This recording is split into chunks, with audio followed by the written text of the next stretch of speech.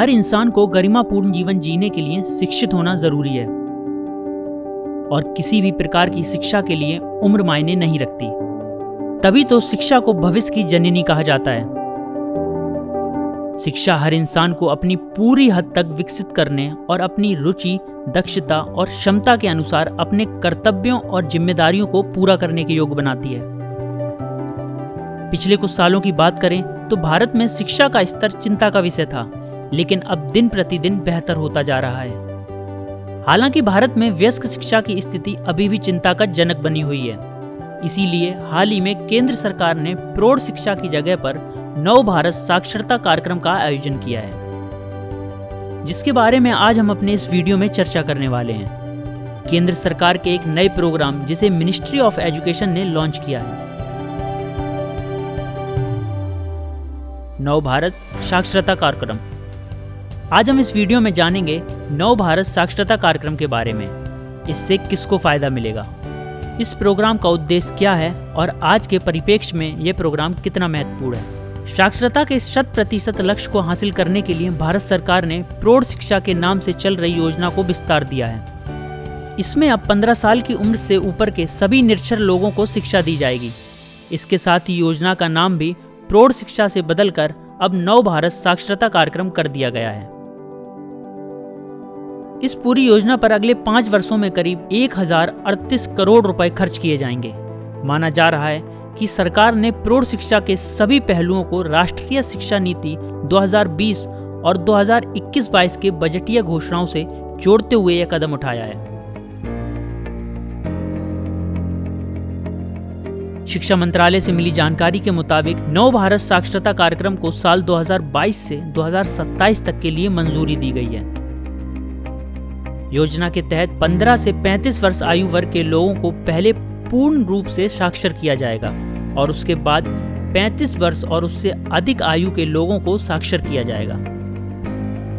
मंत्रालय के अनुसार इस कार्यक्रम में लड़कियों और महिलाओं सहित हर वर्गों के लोगों को शामिल किया जाएगा। आपको यहाँ बताते चलें कि 2021 की जनगणना के अनुसार देश में 15 साल और उससे अधिक आयु वर्ग में अनपढ़ लोगों की कुल संख्या 25.76 करोड़ यानी कि 9 करोड़ 8 लाख पुरुष और 16 करोड़ 68 लाख महिलाओं की संख्या है। 2009-10 से 2017-18 के दौरान साक्षर भारत कार्यक्रम के तहत साक्षर के रूप से प्रमाणित व्यक्तियों को 7 करोड़ 64 लाख की प्रगति को ध्यान में रखते हुए यह अनुमान लगाया गया है कि वर्तमान में भारत में लगभग 18.12 करोड़ वयस्क अभी भी गैर साक्षर हैं। सरकार ने हर साल 1 करोड़ लोगों को इस कार्यक्रम के जरिए साक्षर बनाने का लक्ष्य रखा है। शिक्षा मंत्रालय के मुताबिक नव भारत साक्षरता कार्यक्रम के तहत कुल 1037.90 करोड़ रुपए खर्च होने का अनुमान है। इनमें केंद्र का 700 करोड़ जबकि राज्य का हिस्सा करीब 338 करोड़ होगा।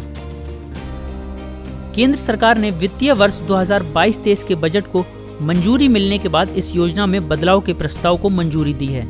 इस दौरान प्रस्तावित राशि 2022 से 2027 तक खर्च की जाएगी। शिक्षा मंत्रालय ने इसके साथ ही इस पूरी मुहिम में नई राष्ट्रीय शिक्षा नीति की सिफारिशों को भी प्रमुखता से शामिल करने का फैसला लिया है।